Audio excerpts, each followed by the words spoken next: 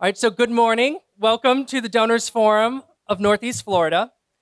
This is the premier education gathering for regional grant makers across the First Coast. We convene 6 times a year, and we explore emerging community needs, areas of collective and collaborative impact, as well as collective grant making.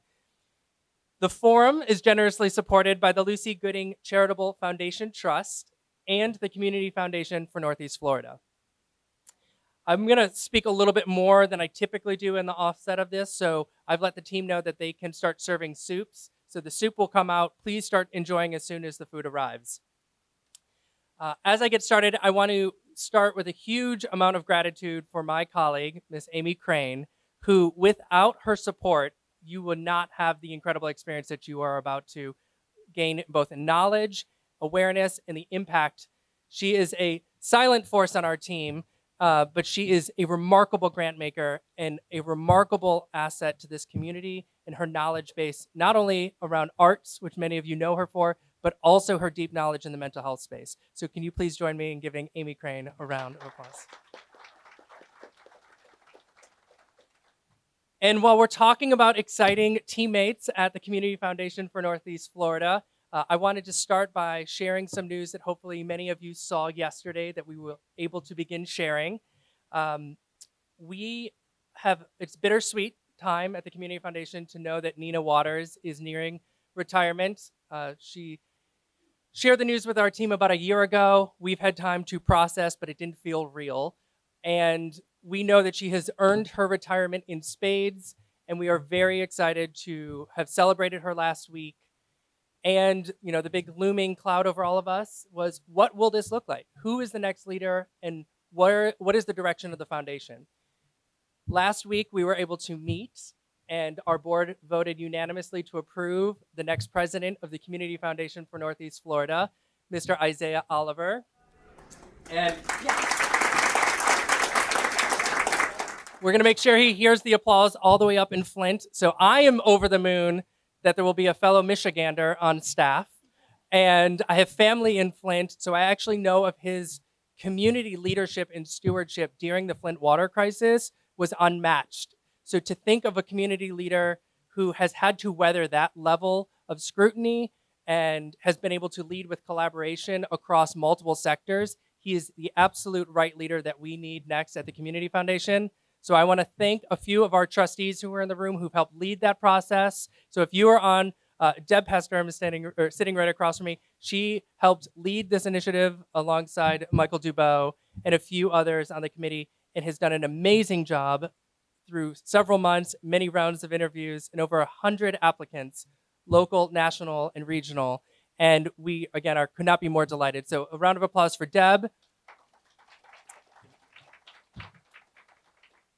So as I mentioned, he's in Flint. He is not yet a resident of the First Coast, but as soon as he arrives in July, we look forward and thank you all proactively for giving him a warm welcome as he and his wife and 4 children become residents of the First Coast. So now we're going to talk a little bit about framing for our time together today.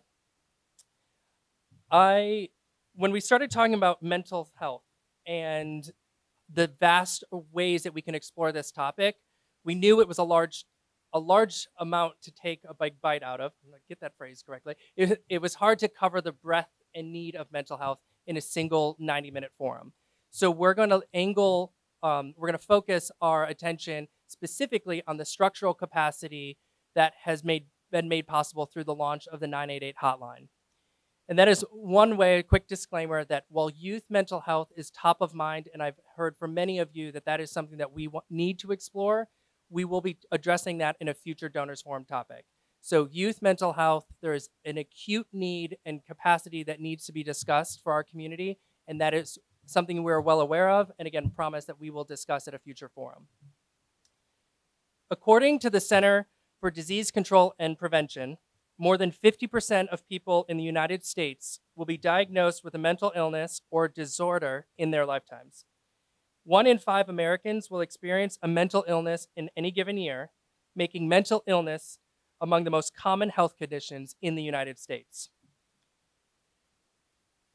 We have experienced incredible generosity on this front across the mental health spectrum. And so when we were exploring this topic, we wanted to acknowledge many of you in this room and others who have been incredibly generous as grant makers to support mental health capacity across the region.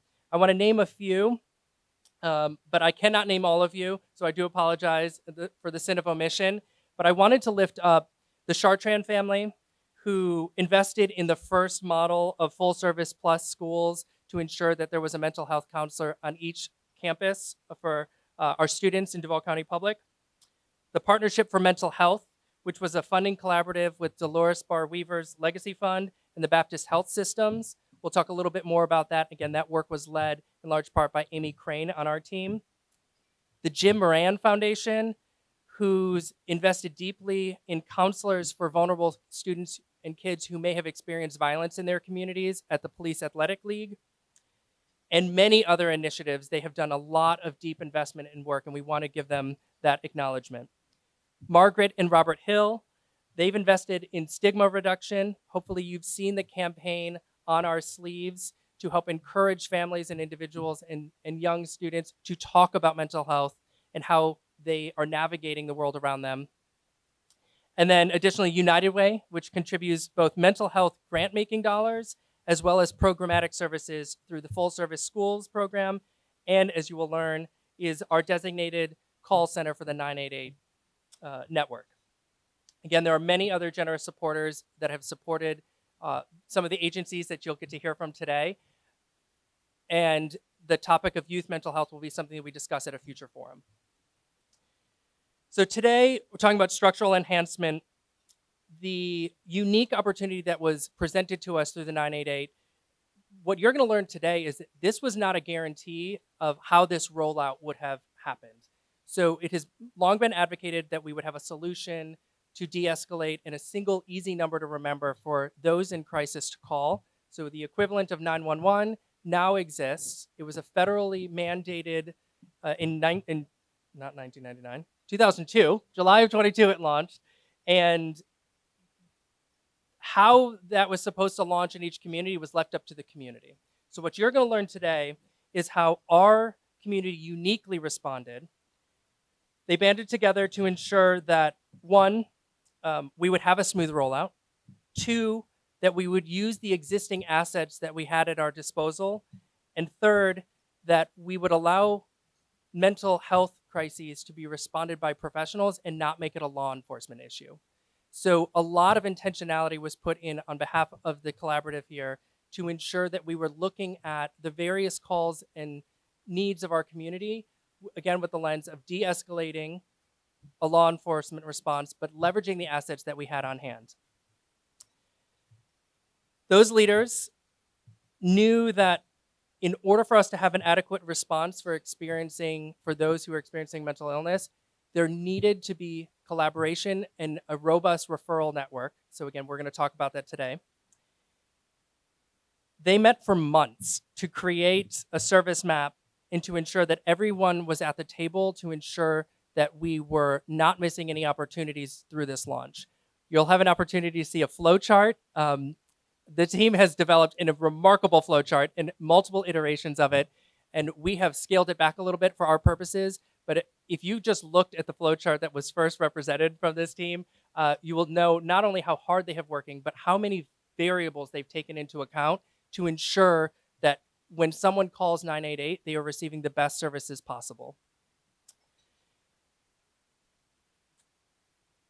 There's so many points here I want to make. So I want to end with the fact that I'm exceptionally impressed and grateful for the fact that this table of women over here proactively engaged in a conversation with one another and to ensure that they could do something about the launch of 988 so that we weren't caught flat-footed. And for those who started to use the 988 hotline, that they were met with compassionate care and support. And that is, again, not taken for granted in every single community. So I'm incredibly grateful for the women I've gotten to meet over the last few months as we built this program together.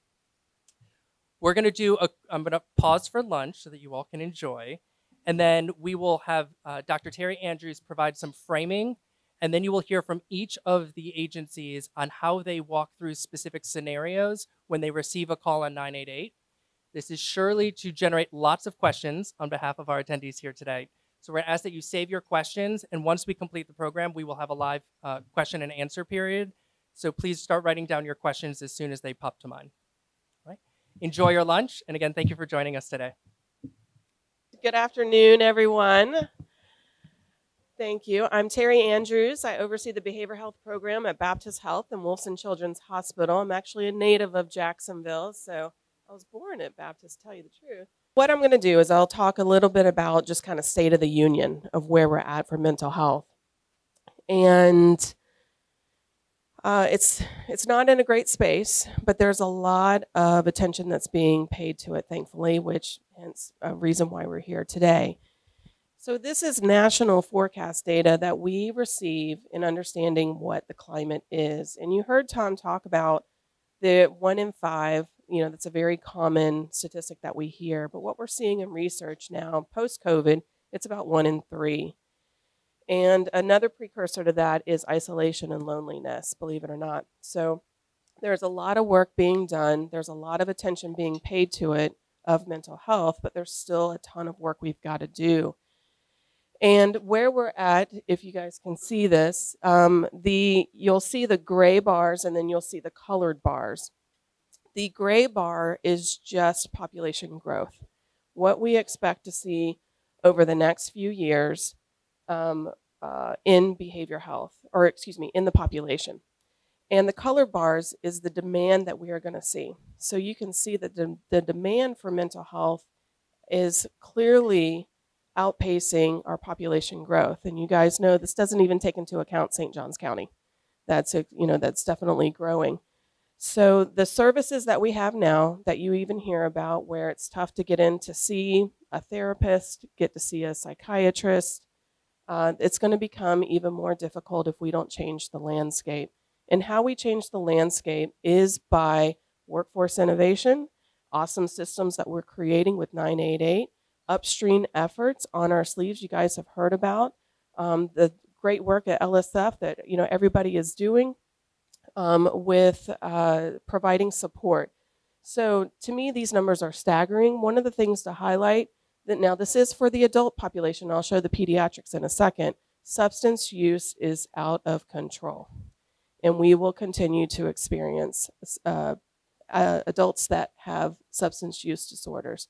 So again, that highlights what systems do we have to be able to support them when they are falling short of being successful in their lives due to a substance use disorder.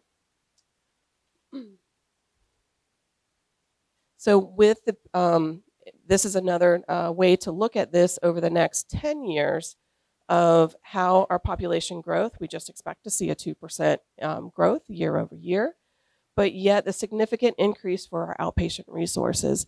What this highlights is the effort that we're going to have to do upstream. What are we going to do on the front end so that we avoid our community members ending up in our emergency room or in our inpatient units?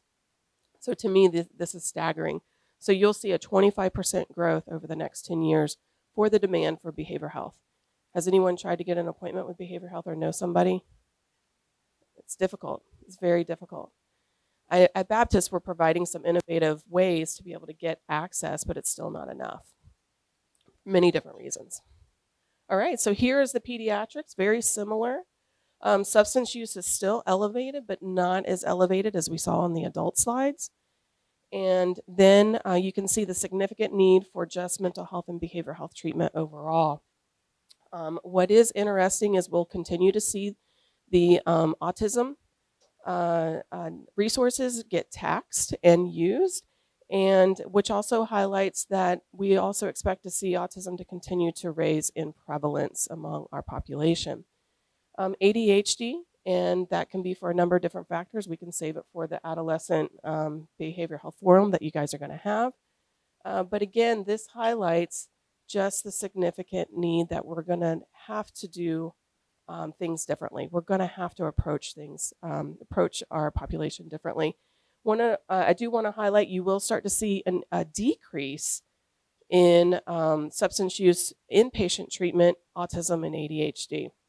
So again, kind of pushing things out into the outpatient space. And for the pediatric ED forecast, this is what we expect to see across the board. The darker green is the adult, and the lighter green is the pediatric. And these are folks that will be showing up into any of our emergency rooms, into any of our emergent, like urgent care, any walk-in spaces. And so again, substance use and even just emergency room, the emergent visits, those are significantly on the rise. So got a lot of work to do, guys. So that's, I think that was the end of my slides. Oh, this is just sharing what it looks like in the data. So pretty much for adult, these tend to be pretty evenly split about where adult patients end up in psychiatric facilities. And a lot of this, this flatness, if you will, is due to a lot of patients are Baker acted and involuntarily brought for a medical or psychiatric evaluation. And so by state law, they just have to go to the nearest facility for JS, our police officers, which that's something that we need to change, where it's not a criminal act to have a mental health issue. It's a medical emergency, and we should be using an ambulance. And for pediatrics, there are 3 facilities that take into account. This does not, because this is the way the data is pooled, it does not calculate in MHRC. But it does show you that, there's only 3 pediatric units in town, or actually in our region, from Daytona to Tallahassee to Savannah, to be able to take psychiatric patients, and it's still not enough beds. So if you guys saw Baptist in the news, we just were awarded a $3 million, the Players Village Championship, or the Players Championship Village gift for them selling a property, and that will help fund an additional 20 beds in our area, but that's only a little over 80 beds, so it's still not enough psychiatric beds, and especially as you saw on the previous screen that we're going to need more. So with that, there is hope on the other side, and I'm going to introduce Elizabeth. She is our Crisis and 988 Director of the United Way of Northeast Florida, and she's going to give an overview and introduction of the 988. Thank you. Hey, how's everybody? Good? Okay. And so my name is Elizabeth Finley. I am with United Way of Northeast Florida, and I am the Crisis and 988 Director. And so before I kind of start this conversation, I want to give just a brief disclaimer, right? A lot of us has been touched by mental health, whether that's personally, whether that's professionally. I'm sure we've experienced individuals in our life, whether that's our family member, somebody we know that is potentially died by suicide, or who has had severe mental health issues. So I also want to put that disclaimer out there so that you all know that this is a topic we are going to have, and this is a conversation that we want to have with everybody. We also recognize, though, that it can have an impact on you as an individual. And so with that being said, also, if this is something you've experienced and you want support after this, please come find us, and we are happy to talk through any of this with you. And so I get the pleasure of kind of talking to you about 988. I forgot the clicker. I got this. Look at that. All right. And so in Jacksonville, in Duval County, we really launched the big launch in 988 happened in June of 2022. And so one of my colleagues just came and gave me the statistics, right? But in June of 22, we had roughly 600 calls coming in to the crisis lifeline. And just last month, we had over 1,800. So that is a 300% increase in less than a year. And so here at United Way, we have 9 dedicated call takers who are crisis specialists who are answering these phones. And so what does this process look like, right? And so you'll see, I'm standing in the middle of it, but the call comes in, right? The call comes in through 988, and one of my call takers is immediately available to answer the call. And so if one of my call takers are not available, it does push to the National Backup Center. And so no one will ever not receive support within a minute and 20 seconds. And so that is incredible. And so what can this look like though? So I want to paint a picture for you, right? Let's say you call in, and I'm going to give the example. A 17-year-old boy calls in. He's calling in from school, and he has reported that he feels lost. He feels as though his parents don't understand him. He feels a lot of pressure. What do I do? I'm in a crisis. I'm calling from school. What do I do? So one of my call takers answers the phone. We assess for suicide risk, and he says, no, I'm not having thoughts of suicide, but I'm just really having a hard time, and I don't know where to go from here. So my call taker de-escalates him. We join with him. We talk him through those feelings. We help him feel heard and seen. We create a safety plan, and we give resources. And so that's one option, right? And that's to paint the picture of we are able to meet the individual where they're at. We're able to de-escalate, get them to a point of safety, and then provide them ongoing resources in our community. So another option of what happens. So let's say we do the suicide risk assessment, and an individual is saying, yes, I'm having active thoughts of suicide. I am really concerned at this point that I am going to hurt myself, and I have a plan in terms of how to do it. So what we do, right? We do that suicide risk assessment, and we join with that individual, and we say, hey, I'm wondering if you would be open to having a trained therapist come out and meet with you, right? And so what we do is we get that individual on the phone, we do a warm transfer over to the mobile response team that's in that region, and we have the mobile response team call that individual and go out and meet that need. And so we hope that, right, that keeps law enforcement out of the picture, and the hope is that those mobile response teams, the clinicians can de-escalate, and we can avoid putting somebody in an intrusive and severe, level of care. Another option, and I apologize, so lethal, non-lethal threat. So non-lethal, right, means absence of a weapon, and it means that, there is no pills have been ingested, chemicals, anything that nature that could result in a medical emergency. So again, let's say a call comes in. We have an individual who said, hey, I'm having a lot of hopelessness. I have suicidal thoughts. I'm having a lot of hopelessness, and I feel alone and isolated. So my call taker, again, will do the risk assessment, and what they'll do is say, hey, we think peer support may be a really good option for you. I hear that you're feeling lonely. I hear that you want connection. And so I'm wondering if you'd be open, right? Let me pass you along to a peer support agency who's going to join with you in this journey and support you in your mental health. And then the last option in terms of kind of how calls through, let's say an individual calls in and they say, hey, like I have a gun. I have a gun and I'm really thinking about dying by suicide today. And so we will join with that individual, do our best to keep them safe while on the call, do our best to de-escalate. But if they are not de-escalated, right, and they're still saying, I'm having these incredibly just painful and severe thoughts. So at that point, we would have to call 911 and we request a co-responder unit who can go out and have a therapist go out with them to address the mental health. And so that just kind of paints a picture for you guys of what calls are looking like as they're coming in. And so as we go through this, I want you all to know this is a small piece of the puzzle, right? And we have many community agencies outside of just us who are working on this initiative, who are points of resources. And so this is just kind of a piece of the puzzle, but I wanted to paint the picture for you. And so up next, I'm going to have, wrong direction. We're going to have Debbie O'Neill, who is from MHRC, who's going to talk about the benefits of that co-response program. So what does that look like? And how does that piece fit into the impact on how we can meet individuals who have mental health issues? Good afternoon. My name is Debbie O'Neill, and I work for Mental Health Resource Center, known in the community as MHRC. Now, we've talked about all the amount of time that we spent working on the 988 model that was implemented locally. But one of the things that we did not highlight yet is what happens when we get to the point where a lethal threat has been assessed.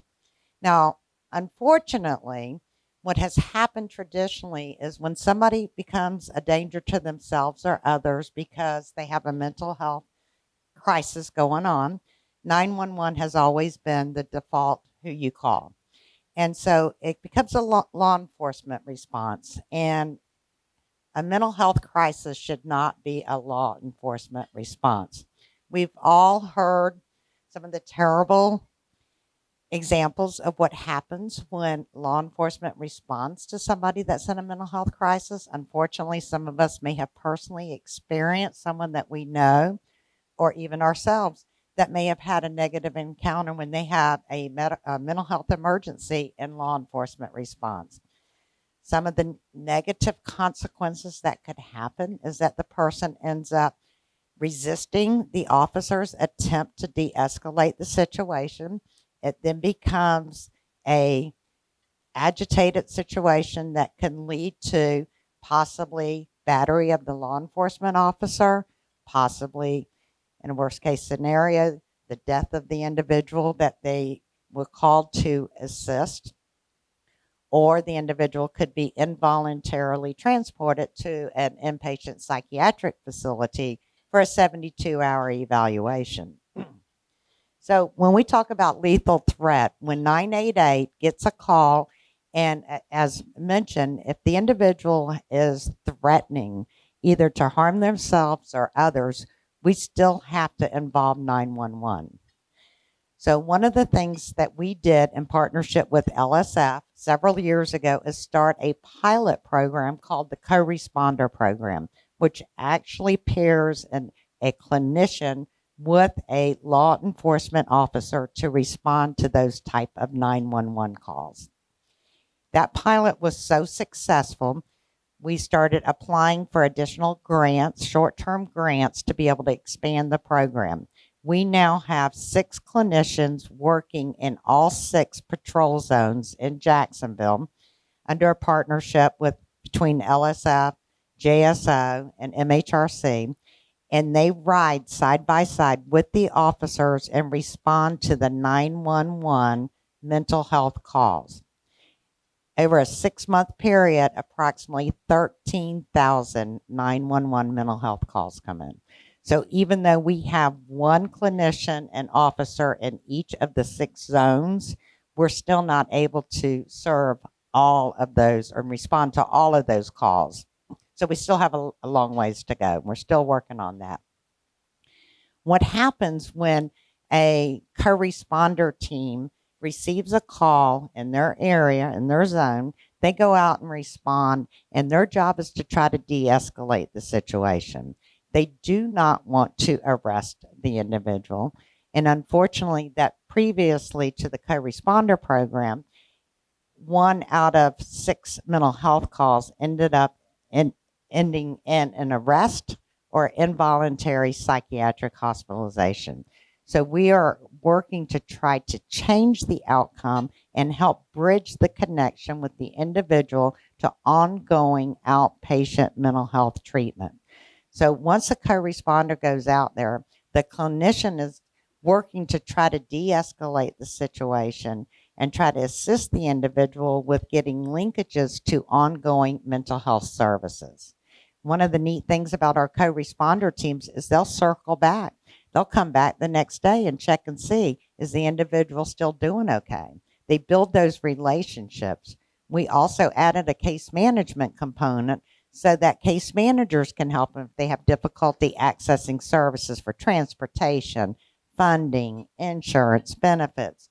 We will work with them to make sure that they are connected to ongoing outpatient supports and they don't end at the deep end of services where 911 has to respond and it becomes an emergency situation. So one of the things that we try to do is, again, divert from what we call a Baker Act, which is a non-voluntary psychiatric hospitalization, which allows us to hold them for about 72 hours while we evaluate whether or not we can get them stabilized on medication. Diverts them from arrest. Again, unfortunately, if somebody's having a mental health crisis, when an officer responds, studies have shown around the country, there is a high probability that the individual is going to resist. They're going to feel anxious about this interaction. They feel like the police are going to arrest them, so they tend to strike out. So often that leads to arrest. So again, the goal is to not arrest these individuals. They do not belong in the jail system. They belong in facilities that can provide them treatment. And then again, in the past, we used to just hand out brochures. JSO had these wonderful brochures about community mental health services, and the officers would just give them brochures and say, here, you need to call this or you need to go to this clinic. And again, there's a high probability that once that crisis has been stabilized, the chances are the person is not going to go the next day and get the follow-up treatment. They're relieved the crisis is behind them, and they don't think about it again until the next crisis comes up. So the co-responder program has been braided with a variety of different funding. Again, LSF did assist with the first position that was piloted. And then we were able to pull into a couple federal grants that have allowed us to expand it to where it currently is. We are only at the tip of the iceberg in the 911 co-responder program. Again, I mentioned, 13,000 calls are still going into 911. And that's because a person may be threatening to kill themselves. They may be threatening to harm somebody else. And that's why it has to become a law enforcement response. But we've tried to add the humanistic part to that. The sheriff has recently acknowledged the value and the importance of the co-responder program and believes that it should be expanded to include additional shifts so that we can continue to make a mental health crisis a humane response. So again, that is a very important part, because if a call comes into United Way and there is a threat of lethality, then it has to go to 911. And we wanted to make sure that we added that humanistic interaction and not make it a law enforcement response. And I believe it's back to you. Keep going. There we go. My name's Theresa Ruline. I am with Child Guidance Center, and excited to be here and to talk about this and to see friendly faces and some faces I haven't seen in a while. The mobile crisis team is very dear to my heart with Child Guidance. I was brought on to Child Guidance Center 18 years ago to create the first children's mobile crisis team in the area, and one of the first in the state. And the rationale behind that was when the powers be before me was looking at the data, the number of children under 18 that were being hospitalized under the Baker Act, and as you just heard, that's an involuntary hospitalization based on danger to self or others primarily. So the numbers were astonishing. How many kids were having to be Baker acted because of true danger, but also because there wasn't anything else that was occurring. There wasn't previous mental health treatment or just a recognition that there were issues going on, whether it be at school or at home or in the community, in the neighborhood, whatever. And so what we did was Child Guidance Center created the first team. I think I had 2.5 therapists. And the idea was to kind of go out and see what was going on with kids. The exciting part is that has continued to grow over the last 18 years. It's about, I don't even know how many therapists we have now, 12, I think, on that one team. And it has been recognized that this is a way to handle these issues. What we were finding is that kids, a lot of times, and I'm sure you've heard kids, maybe you've said it yourself, they get frustrated about something. It's like, oh my gosh, I hate that teacher. She hates me. I'm just going to kill myself. Or, oh my gosh, I've got homework. Can't do this. I'm going to die. And that's not a healthy response, but it doesn't always mean that there is an issue or an intent to die. The response here, though, was, what do we do? I mean, you can't take the chance. And so a lot of children, we were calling JSO. They were having to be handcuffed and put in the back of a car and taken to the hospital to assess them. Very appropriately needed assessment. But what we did was we figured out another way to do it. And that's the exciting part about connecting an old-time team now with 988 that we're here to talk about now. These children now can have a mental health professional go out and actually meet with them. Whoops, went too fast. Is this it? Yes. Actually go out and assess the issue and see what's going on. Do they need to actually be Baker acted, or can they be connected with other services? And so going back to the initial slide, that this is one of the areas. So a call comes in, and as you were told already, if it goes through and it's a non-lethal threat, so in other words, not an active intent going on, no weapons, no pills have been ingested, nothing is happening in the second that needs law enforcement to make sure that there's protection, then our mobile crisis team would be dispatched. The call goes out to the team. The team, depending on the connection, the team may actually contact the parent or guardian in that area. And before I go even any further, let me just say I'm very excited to announce that we, over the last year, have gotten additional funding to not only have a mobile crisis team for children, but to expand that to the adult population. That is something brand new for us. It is really just being kind of revved up right now, but we're already getting taken by storm. And so that is very exciting for us as well, to be able to make sure that this is available to any and all ages from any and all places. Anyone can call the number, and 988 will connect everybody through to the specific areas. And so if it is a non-lethal threat, it would come through to our mobile crisis team, again, any age. And the therapist, and we have licensed or license eligible registered intern therapists that are on the mobile crisis team. Sometimes it's a phone call. Sometimes somebody just needs a little bit longer than they had calling through 988, and they just need to talk through some issues, to get a plan, to make sure that things are safe, that they can have follow-up. The majority of the time, what we are finding by the time we get the call, though, is that it requires an on-site response. And so one of our therapists will go directly to the site and meet with that person, whether it be a child, teenager, adult. A lot of times there may be family members involved because everybody is in crisis in the household at that point. So they will go and take the time to actually do a full mental health assessment, to really look at what exactly is going on, what is going on inside that person that is being identified, but also what's going on in their family system or in their environment that may or may not be either helping or triggering.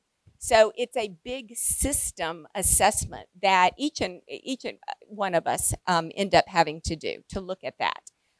Remember, none of us are islands. And so to be able to focus on just one person really leaves out the bigger picture that we all need to constantly be aware of. At that point, if the de-escalation is successful, then the idea is not to drop it there, though. Every one of our programs will maintain that follow-up, some sort of a case manager that can check in with the person. Sorry, I keep doing this. That will check in with the person the next day and the next day. We'll make sure that they are connected to therapy, and to what other issues may be creating that crisis. It may be mental health issues. It may be family health issues. It may be job issues. It may be housing issues. It may be medical issues. So the idea is not to ignore any part of our own personhood. You know, this is about whole health. It is no longer mental health, physical health, external health. It is all part of us, and we've got to pay attention to every part of people when we deal and when we work with them. So they would be referred for whatever services are necessary, and they would be followed up with, as it says at the very bottom, if you can read that. And that continues on until they are, and you'll hear the word warm handoff a lot. The idea is that we don't just give them a phone number and say good luck. We all connect with that person We may walk them to the next professional. We may call the next professional. We may just check the next day to make sure they have connected. But the idea is to continue to make sure that anybody that comes through our system is connected and reconnected. I believe that's where I end. All right, thank you. So we're going to go on to a next potential option, right? So if there calls in and there's a non-lethal threat, and we think peer support response might be the best response. And so we're going to have two individuals talk about peer support, both for individuals and families. But first up, we're going to have Tracy, who's going to talk to you about peer support for individuals. Good afternoon, everyone. Such a lovely reception. I love it. Well, my name is Tracy. I'm here to represent Here Tomorrow, and I'm very excited to tell you about the Here Tomorrow program and the peer support piece. I would be remiss if I didn't tell you just a quick background about Here Tomorrow. Here Tomorrow really came as a result of our owner and founder, Joe Kinney. He lost his son to suicide in 2019. And at his funeral, he made a commitment to make sure to change the lives of other families whose family members, are going through that type of trauma and tragedy. He felt that if there was a space such as Here Tomorrow that you'll learn a lot more about today, that his son would still be here. So he's made it a commitment. He's built a fantastic team, and I'm very proud to be here to tell you a little bit more about that. So in the schematic here, you'll see Here Tomorrow actually will receive a warm handoff from 988, and I think to Theresa's point, it's not just giving someone a card and saying, hey, make it happen. They actually do a sincere, warm handoff or transfer to individuals who maybe are feeling helpless, feeling hopeless. Maybe they don't have a plan, but we know that they may be experiencing some sort of depression or anxiety or substance use, and therefore we enroll them into our program. What our program consists of is, just as it says here, peer support. We have 14 peer specialists that actually have lived experiences. They're certified through the state of Florida. They're actually certified peer recovery specialists. And what does that mean?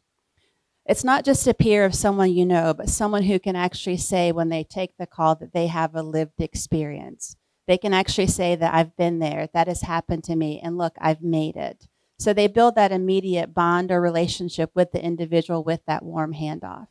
But then we don't stop there. They actually are enrolled in our program for 360 days. What that looks like is they actually talk to you either via in person, virtual, by phone, a touch from our peer at day 1, day 3, 5, 7, 14, 30, and I can go on. But you understand the complexity that we make sure that we keep in touch with that individual, because many people who are in that situation that are feeling hopeless or helpless, they just need a friend, correct? So that's really what we actually call, instead of patients or individuals, our consumers are called friends. So we keep that relationship for an entire year. So what does that relationship look like? It goes from sessions, group therapies, but we also have 28 therapists in our network that we're contracted with. So if it appears that the individual could benefit from therapy sessions, we actually enroll them in that program. I think someone touched on and asked the question of how long does it take to get in to see a therapist.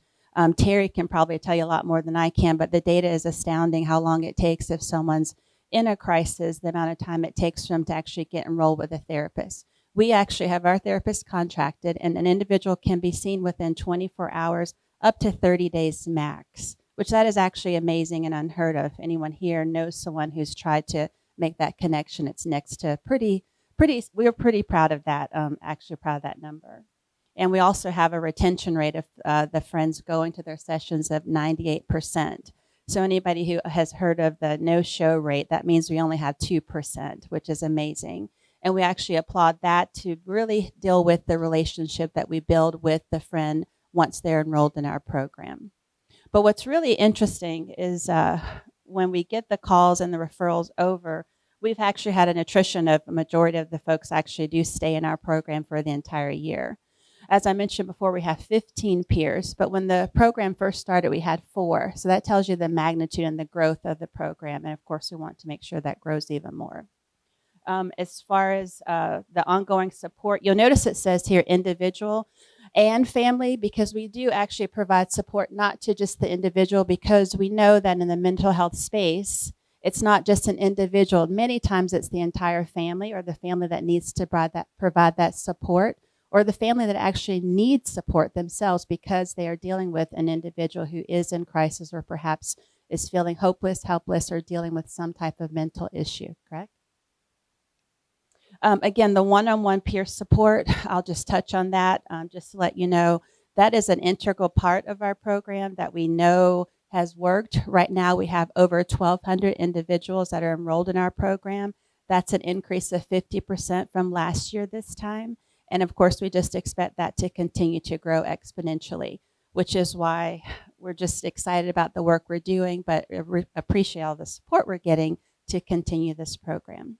So next, I'm going to turn it over to Elizabeth, or I think you've already introduced us both, right? Thank you, Tracy. Hi, everyone. My name is Suzanne Maylou. I'm the Executive Director of NAMI Jacksonville. We are the local affiliate of the National Alliance on Mental Illness.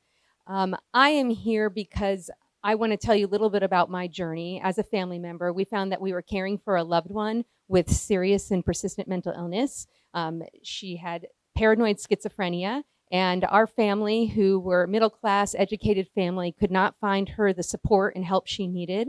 It went untreated for many, many years in a delusional psychotic state until she became homeless.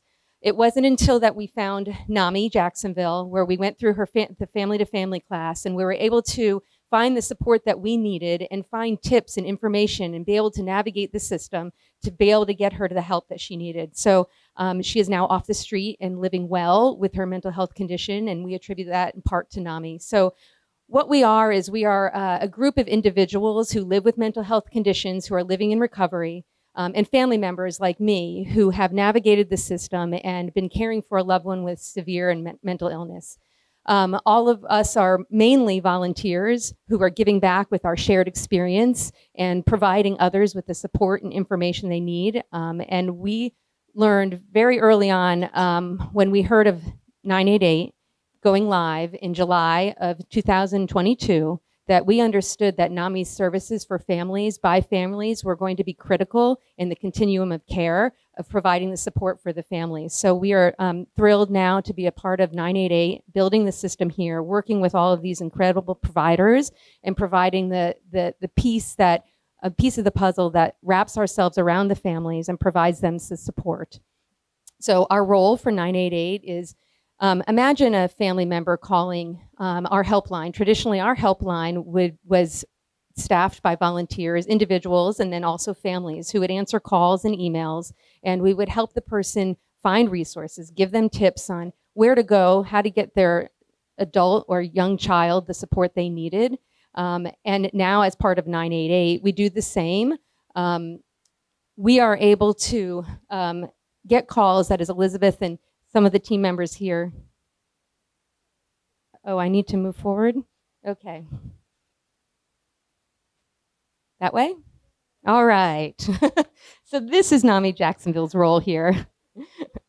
But as we talked about a non-lethal threat coming through 988, we've talked about that needs a response, a direct response from 911 or the co-responder units, or for an MRT to go out there.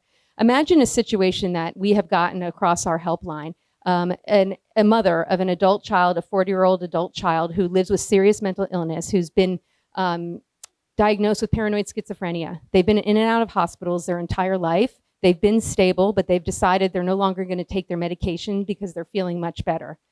They have descended into darkness. They are psychotic and delusional. Let's say they're wandering the streets. They believe that they are talking to God, and they are telling everyone who is a non-believer that they're going to be condemned. The mother is frantic. She can't get her son to go to a hospital, can't get them to take medication or treatment. They call 988 and they ask what to do. It's not a lethal threat. It's not something that you need somebody to come out. Nobody's in harm of hurting themselves or others, but this person is clearly sick and needs some help, and they need to get to a hospital. So those are the calls where 988, it's not traditionally in a lethal situation. It's deemed a non-lethal threat, but it's also a family member. So they'll de-escalate the situation. They will talk to the family member, but they can't send an MRT out because the individual is not ready to accept care. So they ask the person if they would like to talk to other families who've been here. Would you like to have people listen? Would you like to have information on how you might get your son or daughter care? And that's when they'll send it to NAMI Jacksonville. Our volunteers who have been through the system before will talk to this individual, the family member, will provide a compassionate ear. We will spend time helping them understand how to get their individual at a Baker Act, how to get them into a hospital. We have calls all the time about individuals who've gone missing, individuals who are committing domestic violence. And they're very scary situations, and these people really need help, but the individual is not ready to accept care themselves. So our family services can help them with tips and information, navigate the system, provide them care and support that they need to continue supporting their loved one. We'll talk to them as long as they need, and we will refer them to our support groups. We have family support groups and individual support groups as well, but family support groups are open access, they're free, they're drop-in. We run them weekly across our community. We have virtual support groups, so if people are not ready to drive or not able to get to a support group, they can drop in there. They're all peer-led. All of the people who are navigating this situation have lived the experience before and can provide them information and tips on how to get help. So that is our piece of the puzzle. We have family-to-family classes that provide education and support and information. We have peer-to-peer classes as well. And we will continue to provide that free open access service to help care for the families and the individuals. Okay, there we are. We're going to go ahead and have a little bit of time for Q&A. Good afternoon, everyone. My name is Amy Crane. I'm the Senior Director of Grantmaking for the Community Foundation. When Dolores Barweaver formed the Partnership for Mental Health in 2018 with the help and funding from Baptist, I was tapped to lead the grant making for TCF along with Baptist's social responsibility team. Together, we made grants of approximately $2.5 million, and these were considered responsive grants to help with immediate needs. But primarily, the partnership was established as a learning journey, and among the many things that we learned is that the nonprofit sector working in mental health is collaborative and innovative, and I think that you heard that from the people that spoke to us today. And at the same time, it also recognized that the work is vastly under-resourced, both publicly and privately. So today's group and this topic of 988 are a great case statement and successful collaborations in the field. And for the panel today, we wanted to get to your questions quickly without introductory statements because you've heard from everyone. We also wanted to collectively acknowledge that 988 is a small part of the behavioral health system that people may access when they're trying to get help. And behavioral health covers many different areas of service, and it's a tremendously big topic. So we hope that by framing it this way, that this was a way to kind of have an introductory idea of the system here in Duval County. So while we don't want to limit your questions today just to 988, please know that we will be holding that forum on children's mental health like we talked about. And by way of questions, this group of experts here, they cover many aspects of behavioral health that are managed by the agencies that they represent. So, feel free to be able to, maybe expand your thoughts and questions in that way. So I should have said, go ahead, you guys, take your seats. But they're going to join us up front so that you have an opportunity to ask any questions that you might have. Oh, excellent, Michelle. Oh my gosh, thank you all. So amazing to hear the updates. And we're explaining JCCI study, and it's not quite 10 years ago. We're telling Mika at the Arthur Vining Davis Family Foundation about it, and Whitney too. And so there's so many people here that supported that study, and we're part of it. Peggy. So it's just, I think everyone should be really proud of where we've come, but like you said, there's so much more to go. The question is about the calls, the 13,000 calls to the mobile response unit, 13,000? Yeah. How many with your team, which is remarkable, how many are you actually able to address? I believe I have the data from June until April of this year, we responded to over 800 calls, which is still just a fraction. But we had to pilot it, and we just have the co-responder teams working day shift and Monday through Friday at the 6 zones. We've had a 77% diversion rate, though. 77% of those calls that would have, based on the call, either been arrested or hospitalized were not.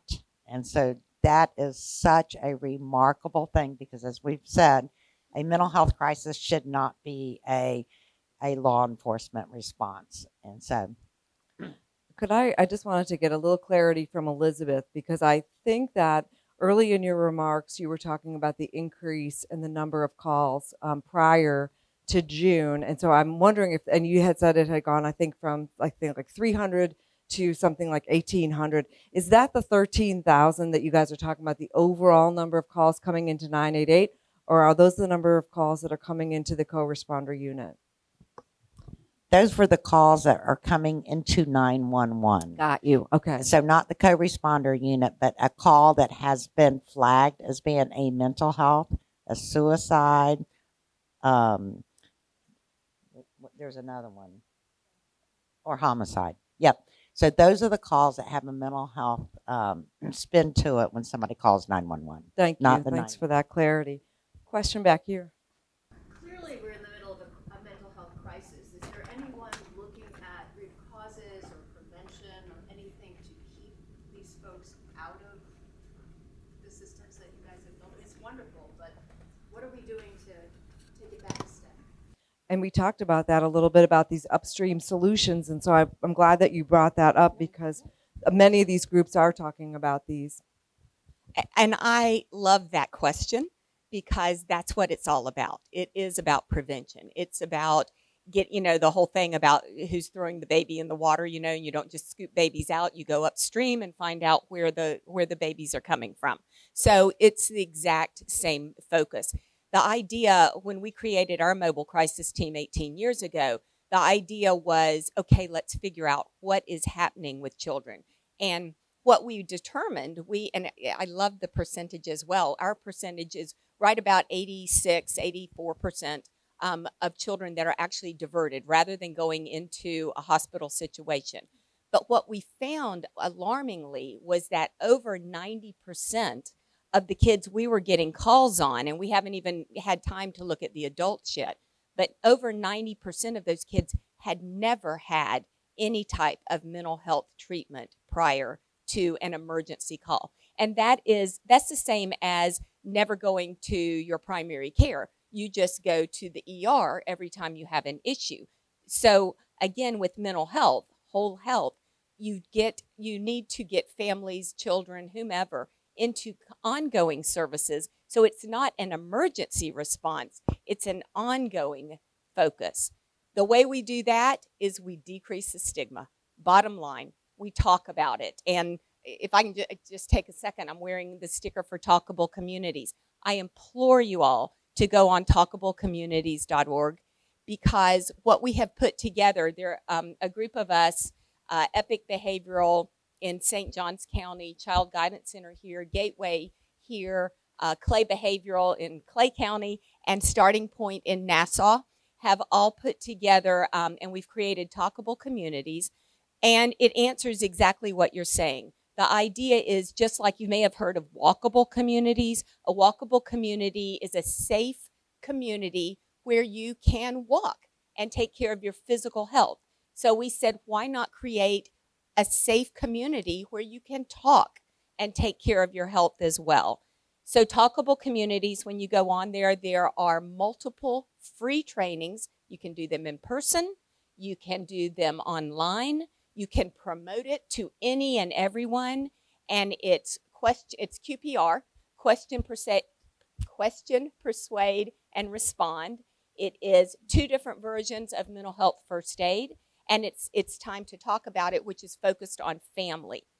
It's to create the conversation and to get people talking and not afraid. Just like you go to your primary care once a year to make sure you're all good, you go to your mental health therapist and check in. and do whatever you need to do to take care of yourself. Decrease the stigma. If I could chime in, some of the things that we're looking at here tomorrow, one initiative is actually to have pop-ups, meaning to have different areas, locations that tend to be a little more underserved and underutilized where it comes to the mental health provision, to actually have pop-up spaces in other areas of town where we would actually have peers that would be there to have some of those early on conversations, to really make sure that the discussion regarding mental health and the stigma is actually happening in different areas of our community where it normally has been minimized or not discussed. So that's something that we're very excited about. And we're working with a couple of community partners to actually find spaces to make that happen. Terrie, I remember in an early conversation you had with me and Tom, you were talking about an upstream solution for maternal health care. I thought maybe you'd like to mention that. Yeah, one of the things that I think about is who's doing this. It's honestly, we're all kind of piecemealing it together. And the last thing that I want is another study from the state of Florida to say what's wrong with our healthcare system. Because that's just going to take another 2 years. And you guys saw the slides. We're exacerbating mental health over the next 5 years. We know what we need, and each community is different on what we need. What we've got to focus on is these upstream efforts. And what I mean is maternal mental health, is making sure that the moms are taken care of, that they can then care for the baby and have a proper attachment. And I could talk a lot about attachment theory, but not today. Bottom line is we have to be able to provide mom a safe and secure environment and support, not just mental health, but also physical health and environmental, what's going on around her, to make sure that she is attaching to the baby so that the baby can have a more likelihood of a successful life without a mental health issue. And so at Baptist Health, we are about to open a maternal mental health intensive outpatient program at the YMCA Winston over there on Riverside Avenue, and that is to provide upstream support. Another thing that we have to do is we have to get our providers, our physicians, comfortable with talking about mental health and screening you for mental health, because no one wants to do it, because where are they going to send them? And so we are also providing upstream training efforts. We've already trained 300 providers this year on the signs and symptoms of perinatal mood and anxiety disorders, also known as PMAD. We also have snippet videos, YouTube. We're getting out campaigning. And then, of course, we have the intensive therapy, because postpartum depression occurs in about 40% of new moms. We've all had baby blues. Some have it worse than others.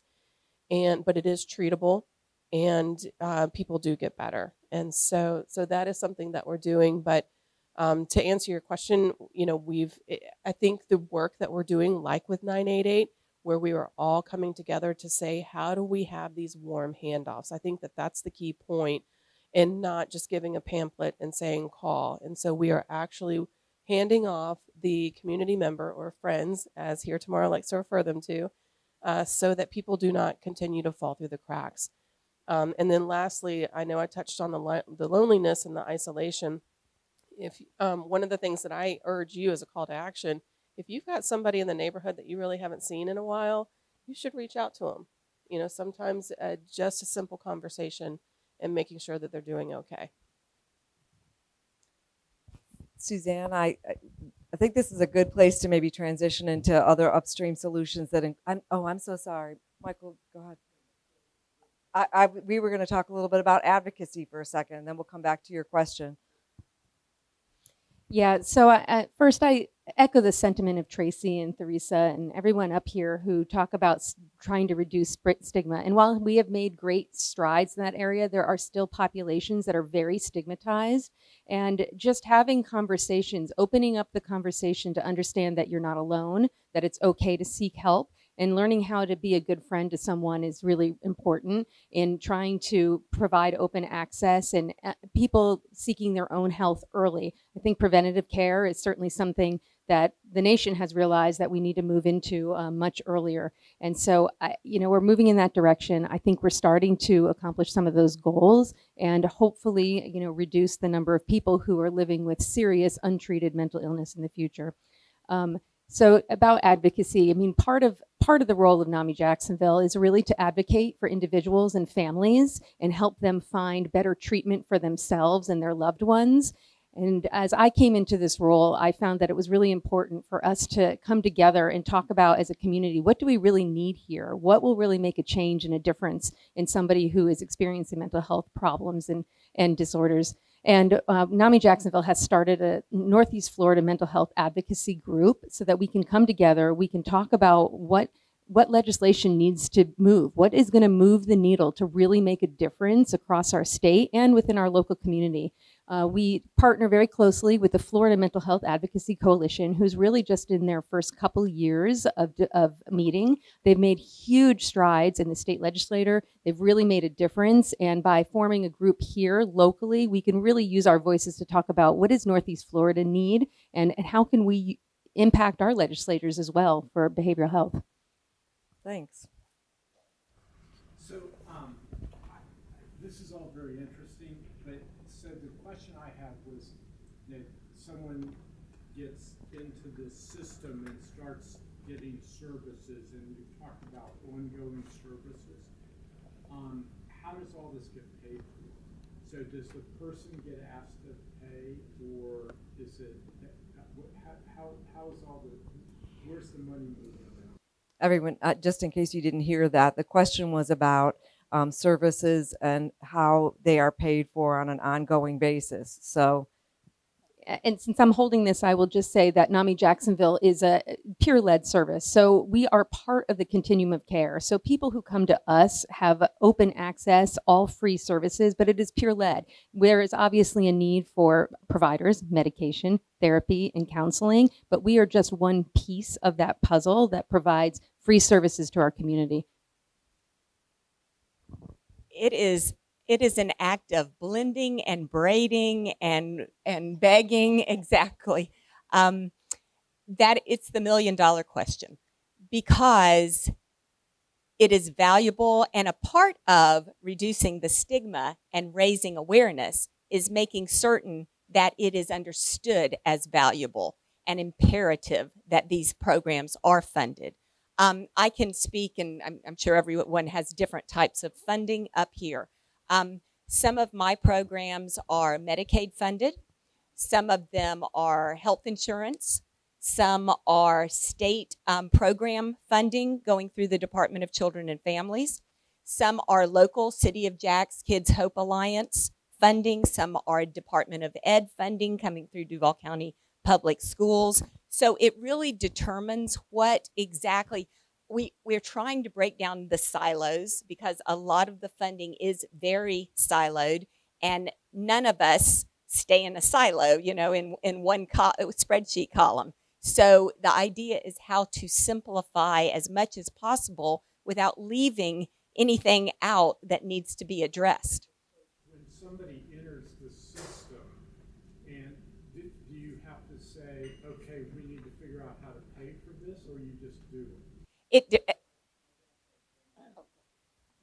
And it depends on programs. But no, go ahead. Well, for programs like Child Guidance Center and Mental Health Resource Center, we do receive some state fundings for what's called indigent care.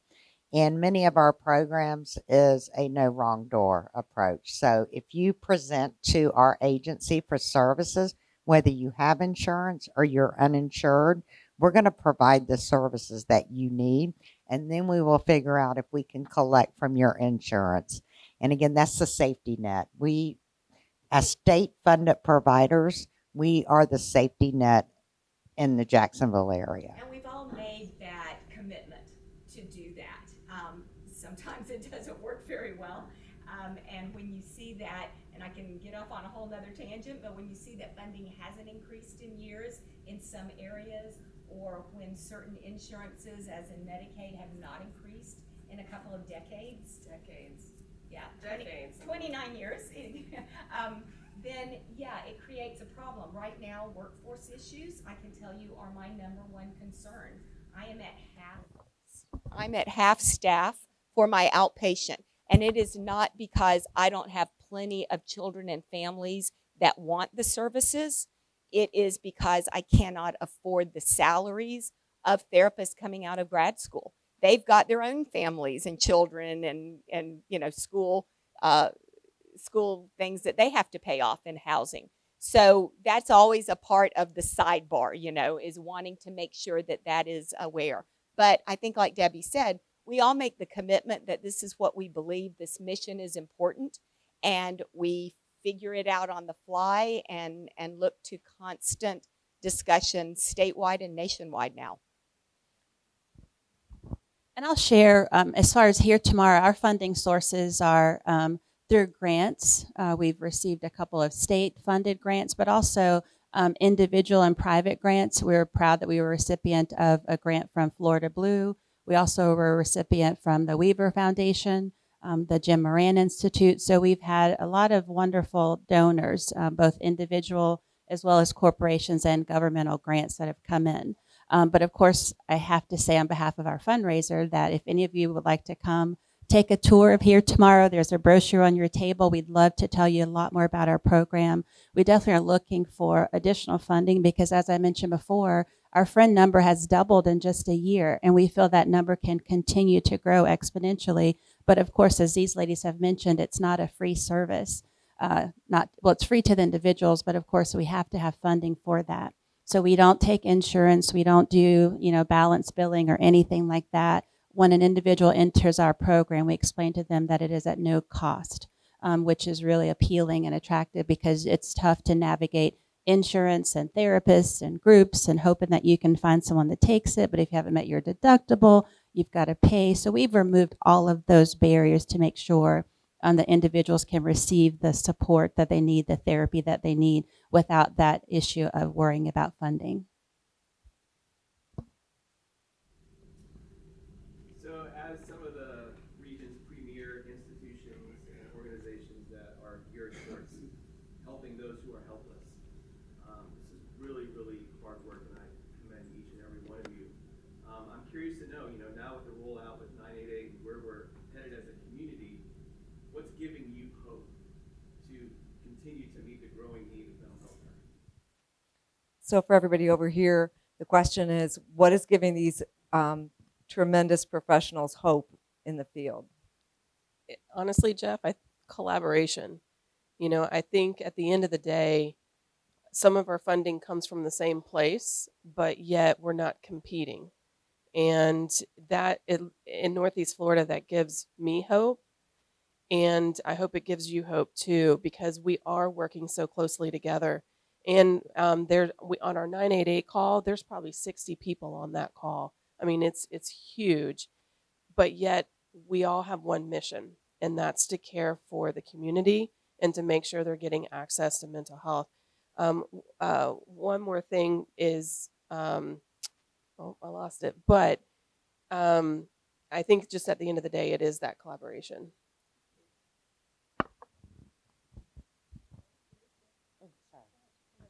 Let me tie into the collaboration. The collaboration is just not with the traditional providers. The collaboration has expanded beyond, for example, our relationship with the Jacksonville Sheriff's Office. Again, people that are coming, having encounters with the population that we're trying to engage and get into services, it can make a big impact if we can reach them where they're at, even if it's in a crisis, and lead them into services can make a big impact. So looking outside our traditionals, you have our number, call if you need us. There's interactions happening in our community every day, whether it's at the schools, it's through our law enforcement, that we have an opportunity to intercept and start providing proactive services. Yeah, and I'll add something real quick. I think, when we have individuals calling in, we're now seeing individuals who would have never picked up the phone call these lines. And so what that means is if they're calling us, then I know that I'm connecting them to one of these guys. And so, like yesterday, we had an individual who was from another country. Mental health was highly stigmatized. My call taker really joined with this individual. They ended up allowing the mobile response team to come out because they joined with them. And she said, hey, it's okay. Like, what you're experiencing is okay. Like, we're going to work through this together. The individual who called in kept saying, like, you're going to judge me. Don't judge me. Don't judge me. And she was like, hey, like, I'm not. Like, I'm here. And so I think all of us, just the increase in calls in general, while, it gives me incredible amount of hope because that means we're reaching more people, which at the end of the day means that they're going to get continued support. And so I agree with everybody in regards to the collaboration and making sure this wouldn't work. 988 wouldn't work if we didn't all collaborate and hold hands and know that a win for any of us is a win for all of us. And so that's probably, that's where I gain hope from is we're reaching people who would have previously never been reached. And then I know that on the back end, I have an incredible group of team members who are willing to continue that work. Well, thanks for teeing up the perfect last question. Oh, right, go. Tom's giving me a hard time, but I'd like to hear your question. Sorry, this has been wonderful. I just had a question about how are you getting the word out? I know today you're here and appreciate that, but how do you get the word out to schools and all the other places that address for 9? So I do know, just from a national standpoint, when we're doing, we are doing local advertising, and so we actually we have some funding that we're sitting on right now to increase opportunities. And so we have, last month we went to St. Johns County. We went to a fair for all the school systems. And so actually in St. Johns County, some of the schools, they have 988 printed on the back of their IDs. And so word is getting out, which is incredible, right? And so we will have kids call us from school. And I think another thing is just the collaboration with these folks. We've been able to give them flyers.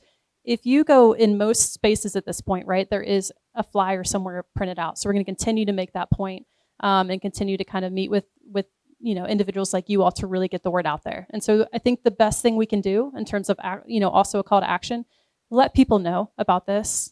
Okay, and let people know it's not just, obviously, if you're having thoughts of suicide, please call. But if you're experiencing a mental health crisis, call and let everybody know it's okay. They're going to be safe. They can remain anonymous. We don't ever give their information out.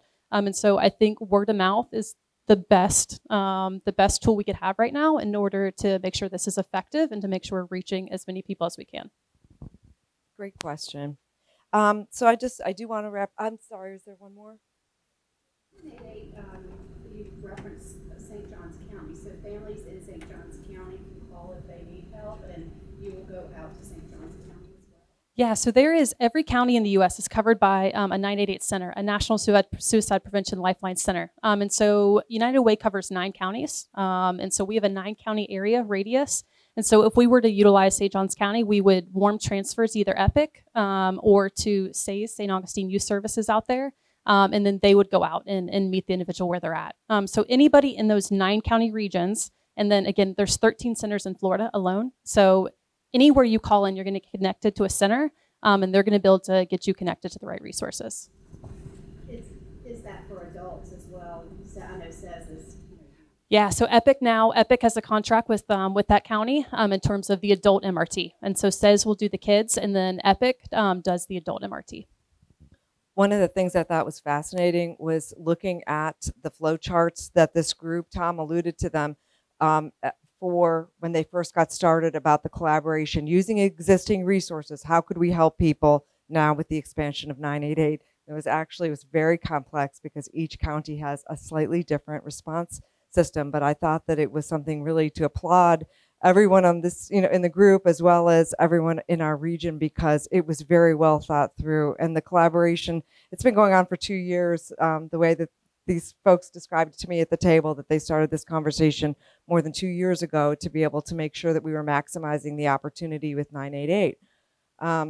I don't want to cut anyone off, but I think that we should start to wrap up. And thanks for all of the really, really great questions. Of course, I want to thank these speakers. I think I speak for everyone here that it's extremely humbling to think about the fact that you are dealing with vulnerable people in this issue every day. And so I thank you.